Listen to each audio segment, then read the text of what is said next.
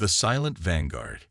Captain Ilara Voss stood motionless on the bridge of the ESS Phantom, her reflection barely visible in the obsidian viewport that separated her from the infinite void beyond.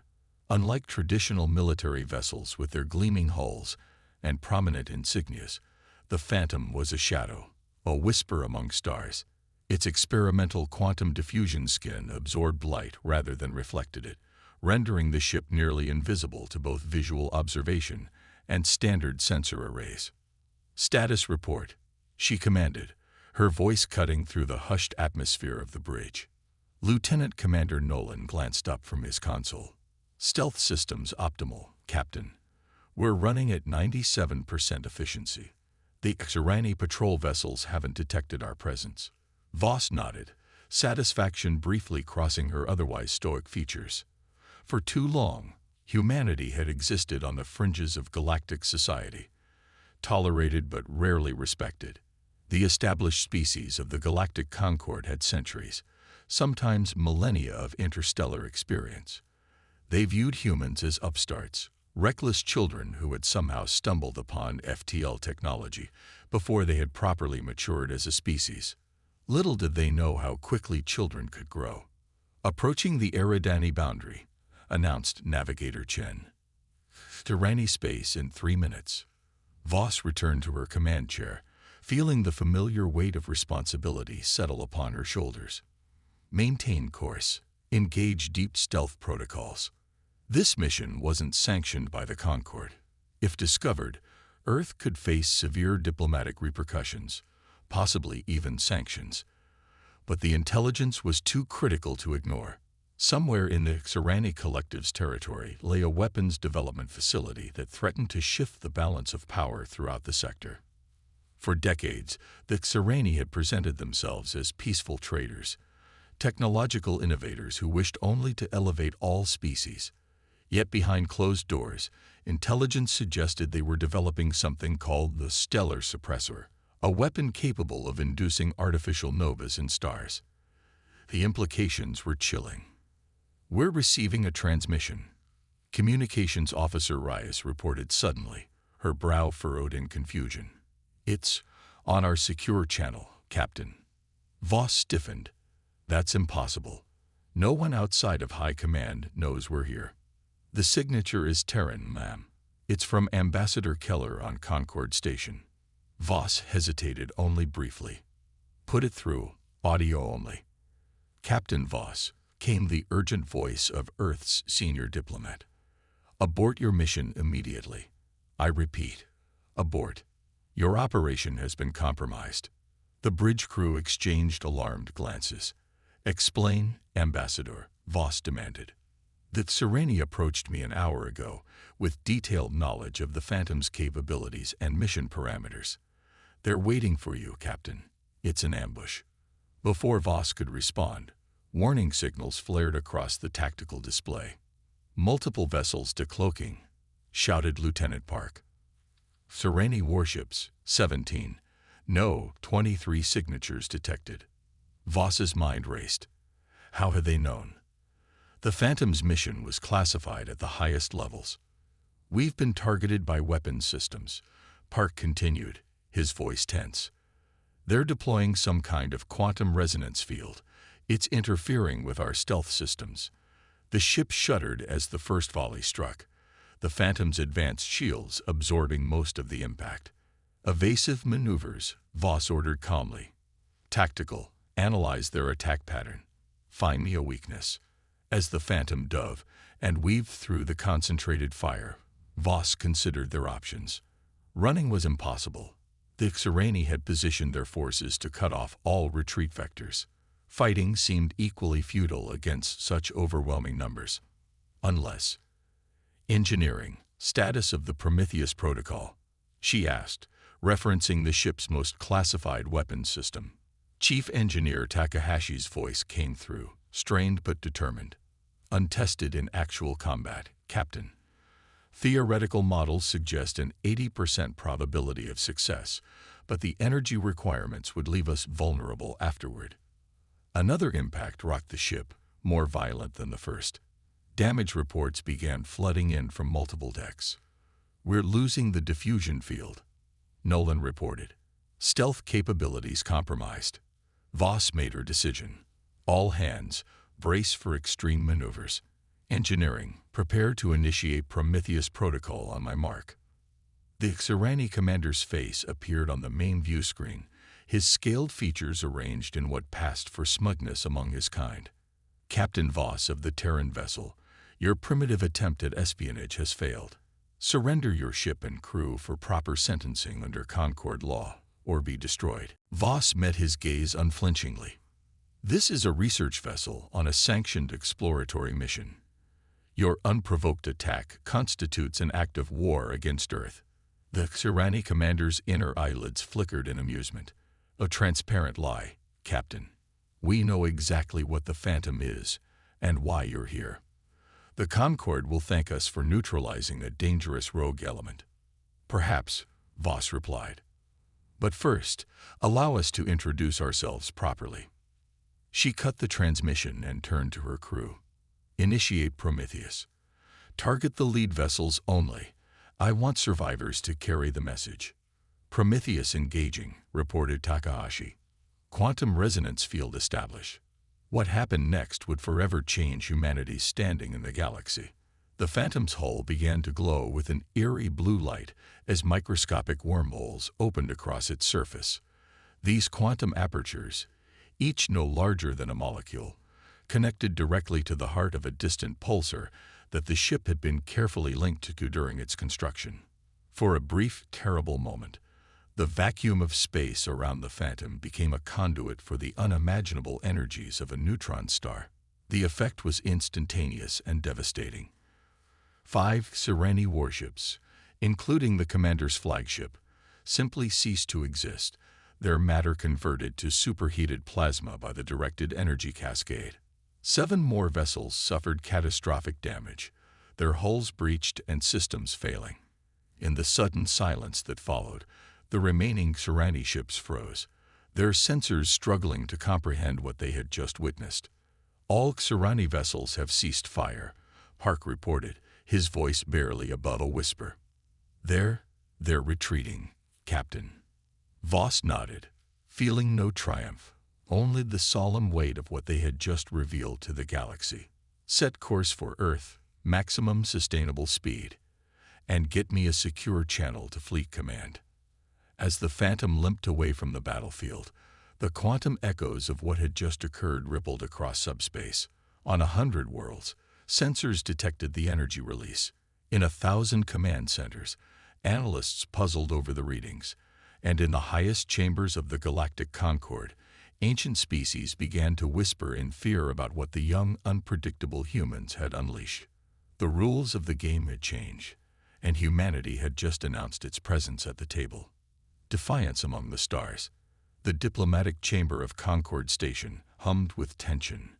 Representatives from 27 spacefaring civilizations sat in tiered rows, their faces, whether mammalian, reptilian, insectoid, or more exotic, united in expressions of alarm and outrage.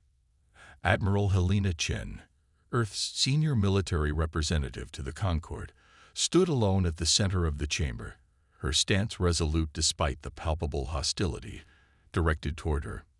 "The actions of the ESS Phantom constitute a flagrant violation of Concord Treaty articles regarding prohibited weapons development," declared Arbiter Xoln, the Mithrani elder who served as head of the Concord Judicial Committee.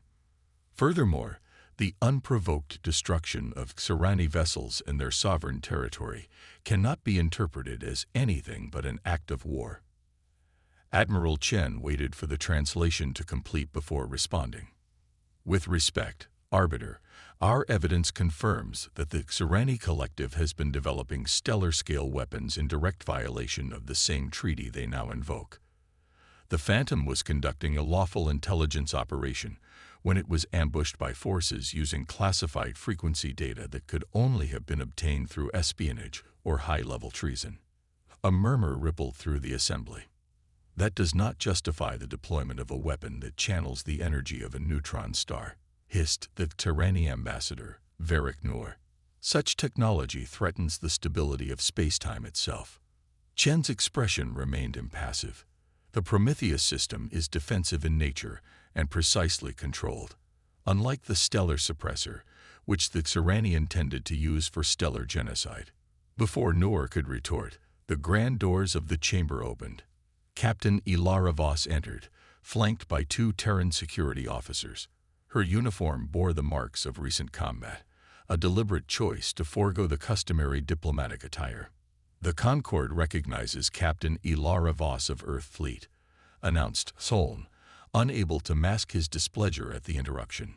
Voss strode to Admiral Chen's side and bowed slightly to the assembly.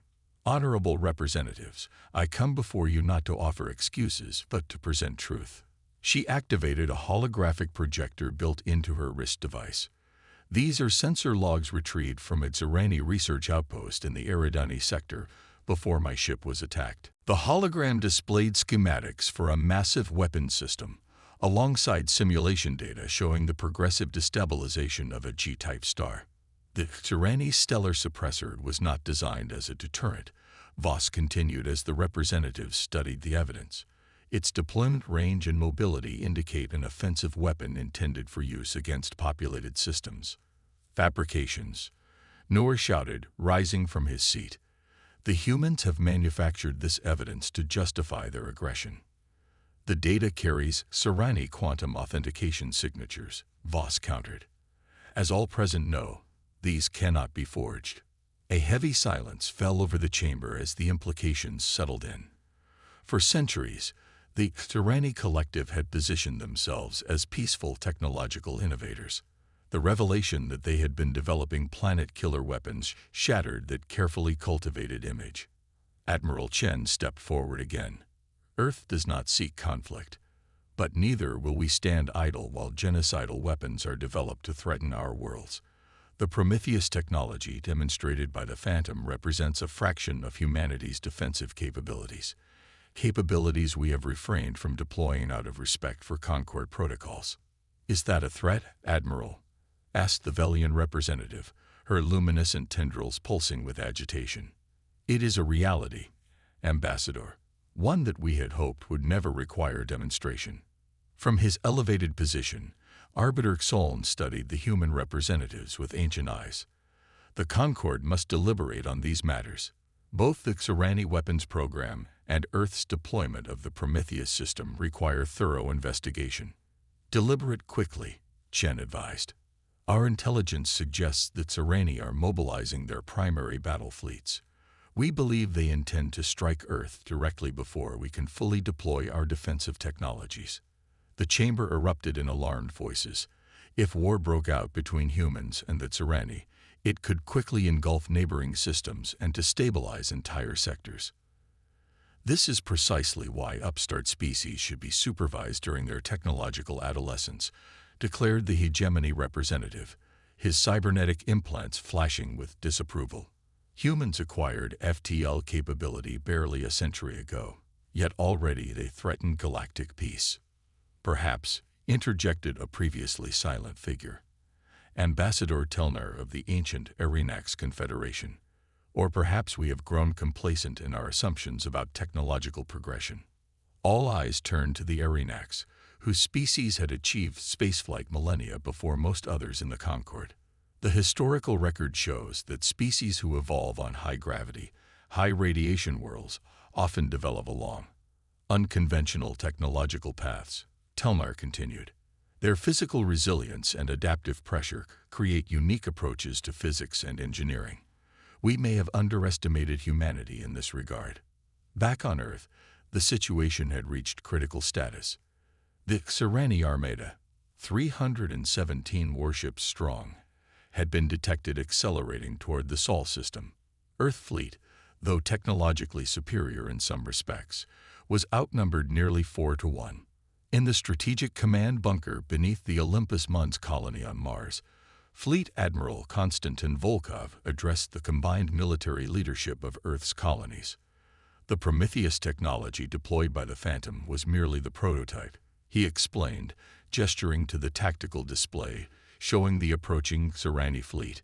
Project Olympian represents the full-scale implementation, a network of synchronized quantum apertures linked to 27 different pulsars.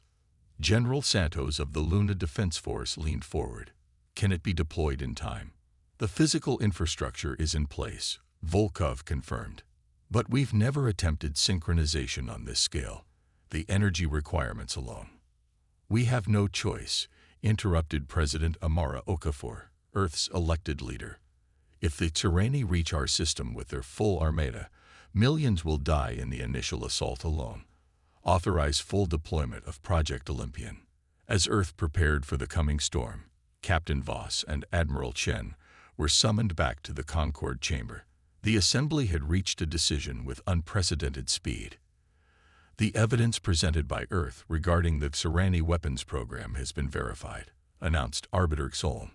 In light of this confirmation and the approaching Tyranni fleet, the Concord hereby authorizes Earth to deploy defensive measures within their sovereign space. It was a carefully worded statement, neither condemning nor explicitly supporting humanity's technological leap, but recognizing their right to self-defense. Furthermore, Solm continued, the Concord formally censures the Tyranni Collective for treaty violations and demands the immediate recall of their armada. Ambassador Noor rose furiously. The Collective rejects this ruling and withdraws from the Concord effective immediately. Earth will answer for its aggression, with or without your approval. As Noor stormed from the chamber, Admiral Chen exchanged a knowing glance with Voss. The Tyranni had shown their true intentions. 3 days later, the Tyranni armada crossed the heliopause into the Sol system. Earth fleet moved to intercept, but it was clear from the outset that conventional warfare would result in devastating losses for humanity. Aboard the ESS Defiant, the newly promoted Admiral Voss gave the order that would define humanity's place in the galaxy.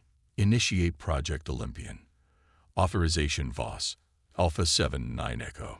Throughout the Sol system, 27 orbital platforms activated simultaneously. Each created a microscopic quantum aperture, perfectly aligned and synchronized. For 3.7 seconds, the energy of 27 pulsars was channeled through carefully calculated vectors. The Tyranni armada never had a chance to fire a single weapon. 293 ships were instantly reduced to their component particles. The remaining vessels, caught on the periphery of the energy cascade, suffered varying degrees of damage, but remained largely intact, a deliberate calculation to ensure survivors. On the Defiance Bridge, Voss opened a channel to the crippled Tyranni command ship. This was a demonstration, not an extermination, she stated simply. Return to your territory. Earth is not open to negotiation or conquest. The response came after a long pause, not from the Tyranni commander, but from a junior communications officer, his voice trembling. We are standing down. Command structure has collapsed. Requesting mercy. 6 months later, the galactic landscape had shifted irrevocably. The Tyranni Collective had splintered, with several member species seeking separate peace treaties with Earth. The Concord, recognizing the new reality, had granted humanity full membership status along with 4 permanent seats on the Security Council. In a private chamber deep within Concord Station, Admiral Voss met with the enigmatic Aronnax Ambassador Telnar. You've accomplished in months what most species require centuries to achieve, Telnar observed, his ancient eyes studying Voss with newfound respect. Though not without cost. Voss nodded soberly. Earth takes no pleasure in the lives lost.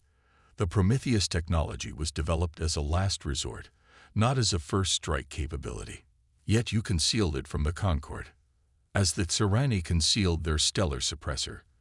As I suspect, many elder species conceal their own ultimate weapons. Voss met Telnar's gaze directly. The difference is that humanity chose revelation over annihilation. We could have destroyed the entire Tyranni armada, yet we deliberately spared what we could. Telnar's expression shifted in what might have been appreciation. Such restraint is noteworthy. It suggests a maturity that belies your species' youth. Or perhaps it simply reflects who we are, Voss replied. Humanity has fought its own demons throughout our history. We've stood at the precipice of self-destruction more than once. Those experiences taught us that power without compassion leads only to ashes. As they spoke, across the galaxy, the news of what humans had accomplished, and what they had chosen not to do, spread from world to world. Some species reacted with fear, others with cautious respect, and a few with genuine admiration. For humanity had not merely demonstrated technological superiority. They had shown something rarer in the cosmos, the wisdom to know when not to use it. The galaxy would never again underestimate the species from the third planet of an unremarkable yellow star. Humanity had taken its place among the stars not just through force, but through the judicious application of power tempered by mercy, a combination that the oldest civilizations recognized as the true mark of a species destined for greatness. The galaxy trembled not merely at human warships, but at the possibility of what humanity might yet become.